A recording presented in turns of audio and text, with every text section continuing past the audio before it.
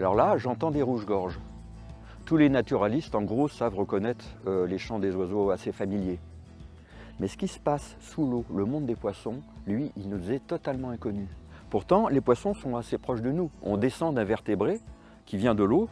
Et d'ailleurs, Voltaire disait « ça m'ennuie de savoir que je pourrais descendre d'une morue ». Et pourtant, génétiquement, une carpe est plus proche de nous que du requin.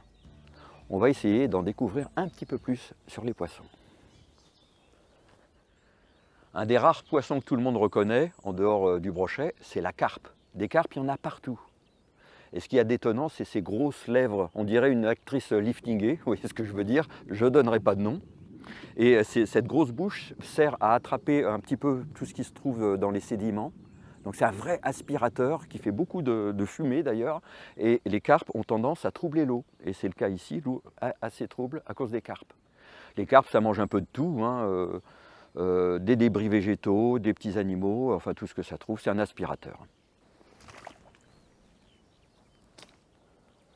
Pour identifier les poissons, eh bien, il faut un guide. Et j'en ai un. Et c'est un... Ah, de la Choigny-Esclé. Guide des poissons d'eau douce, ça c'est épatant. Et là, on voit les carpes. Et on voit qu'il y a différents genres de carpes. D'ailleurs, il y en a qui ont plein d'écailles. Et il y en a qui ont très peu d'écailles. C'est des carpes miroirs. Il y en a plein en fait. La carpe, c'est une espèce invasive. Elle n'est pas d'ici à la base. Elle vient de l'Est. Elle a été élevée dès le néolithique et c'est les Romains qui l'ont amenée en Gaule. Et en fait, au Moyen-Âge, on a creusé énormément d'étangs. C'est pour ça qu'il y a des pays au mille étangs. Il y a la Brenne, les Dombes, etc. Il y en a plein en France. Et tout ce paysage a été transformé uniquement pour l'élevage des carpes. Et pourquoi? Simplement parce qu'à l'époque, il y avait des périodes de carême où on n'avait pas le droit de manger de viande. Alors les moines élevaient des poissons pour pouvoir s'en mettre plein la panse, même pendant les périodes de carême.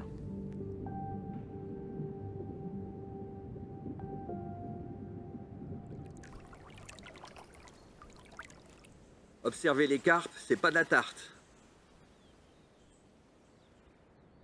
Alors quelle est la taille réelle de la carpe? En fait plutôt 30-50 cm, rarement plus d'1 mètre.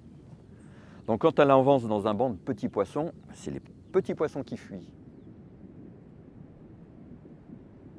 Mais quand la carpe rencontre un gros silure, eh bien c'est la carpe qui fait carpette.